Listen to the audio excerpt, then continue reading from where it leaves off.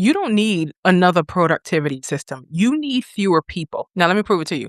You need fewer people, platforms, and machines with immediate access to you. That is the solution. Replace constant availability with deliberate practice because uninterrupted attention has become a luxury. Yes, ma'am. Your phone rings, your watch vibrates, your email refreshes, your messages arrive, your calendar reminds you, a company sends you an alert, an app announces an update, okay? And every interruption presents itself as though it has an equal claim on your attention. It does not, okay? It doesn't own you, but it wants to because we live in the attention economy. Availability is not the same thing as responsibility, okay? And as you know on this channel, I am a digital homesteader, okay, micro business owner, all these different things. And I help a lot of micro business owners and investors, things of that sort.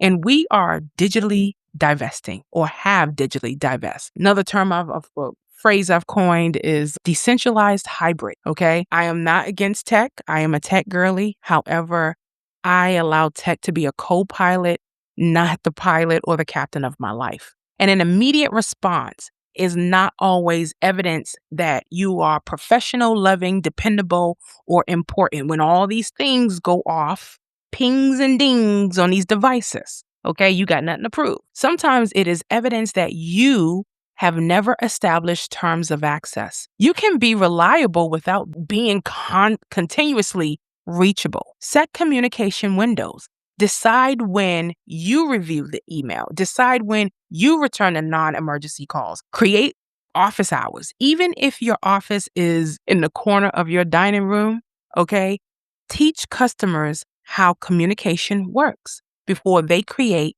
their own expectations. Let family members know how to distinguish an emergency from a preference. Remove the notification from devices that remain close to your body. Let me tell you something. I did this years ago. Turn off the ring, pings, and dings. Nothing should be sending you a notification. I don't think nothing. I know some of y'all have certain jobs or what have you. Turn it off. It's going to send your cortisol and anxiety through the roof. All right? Shut it off. Place certain tools in fixed locations so using them requires a conscious decision. Remember how the phone used to be fixed to the wall or a cord that can only go but so far? Or that big TV? We couldn't carry these things that rob us of our time and attention to the porch. We was allowed to be present without the devices. Your technology it should have to wait for you, okay? It shouldn't be always glued to you somewhere and fixed to your body. The people who genuinely need you do not benefit from receiving a fractured version of you all day, okay? Because you can't show up the way you need to if you're always being pulled in a different directions. Your household does not benefit. Your thinking does not benefit. Your prayer life does not benefit when you fragment it like this. Your relationships do not benefit. Your children know when you're not present. They know when you're attached to a device, a spouse, your partner, your friend, your family. We know. You're sitting down at the table and you're looking down at your phone. That signal can hurt someone's heart. Turn your phones over. Stop looking down. Turn it off while you're out to eat. Even your rest becomes shallow when some part of you remains unavailable for summons. And I know why being harder to reach can feel uncomfortable. You may have been trained to prove your value through responsiveness. You answer quickly so no one can call you difficult. You stay available so nobody can say you are not committed. You interrupt yourself so other people never have to wait. But your value is not measured, by how quickly the world can summon you. Some of your best thinking will be required, okay, or require being unreachable for long enough to finish a thought. Some of your best decisions will require the world to just wait. This is not about being rude, becoming rude. It is about requiring the world to knock before you open the door. You can't continue to pour from an empty glass, baby. Okay? Who or what currently has more immediate access to you than it has earned? I want y'all to think about that. As you digitally divest, I want you to just take a mental audit. Who has that? Who has it more than you would like? You ever see a number pop up on your phone, you start rolling your eyes, or a text and you get a little flutter in your heart, not the good kind, the kind of like, that number of the text brings anxiety. And these, I have to admit, these are self-inflicted pain because we've yielded so much of ourselves to people that get to communicate with us through our devices. The devices, it forces you to have at least, like how God had it set, for 24 hours, you get to sit back and look at what you've created and what you've done, and you get to reflect. You get to be, everything doesn't have to be pulling at you. I'm gonna tell you something before I go. Y'all know I do a lot with flip phones, right? I am a big proponent. If you have a business, you need a flip phone. Like, run your business from a flip phone. Okay?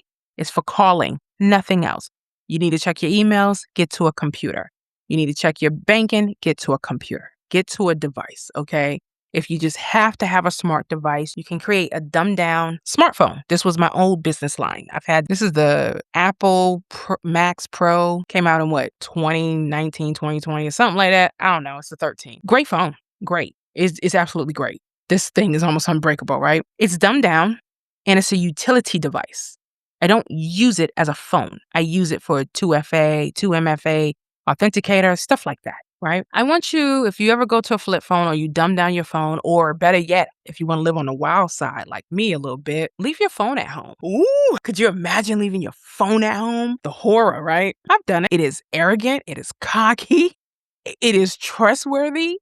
It is one of those things that have some cash in your pocket if you need a taxi, just in case. Keep a dumb phone in your glove compartment and a charging station in your car for worst case scenarios. It is so liberating. And you want to know something? When I've left my phone, because I have to admit, because I was an addict, I was a phone addict, right? It was funny how when I would leave my device at home and I'd be like, oh, I just need to clear my head. I don't want to carry my phone. You want to know something I realized? We spend a lot of our times checking stuff that ain't checking for us. Oh, someone might comment on my Facebook. Someone might message me and I want to see someone, on the stories. I want to see how many likes I got. I want to see how many comments I got. What if I get an email? What if someone calls me? What if, dude, I need to get this text? Let me tell you something that's very humbling. Okay. Us women, we know about this. You get an attitude with a dude or somebody, and you're like, I'm turning off my phone. And you and your imaginary world just swear everyone and their mama calling you. You turn on your phone, you ain't got no notifications. You got 4 emails, and that's just Walmart, Kroger, Ulta, and someone else running a sale.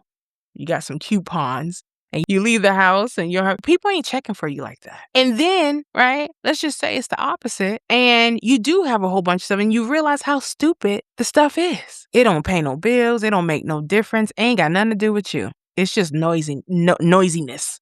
Okay, that's all it is. Stop checking for these devices that ain't really checking for you. It's just robbing your attention span and your members, your mind. That's it. Just a little digital divesting if you care to do it. Until next time, y'all take care.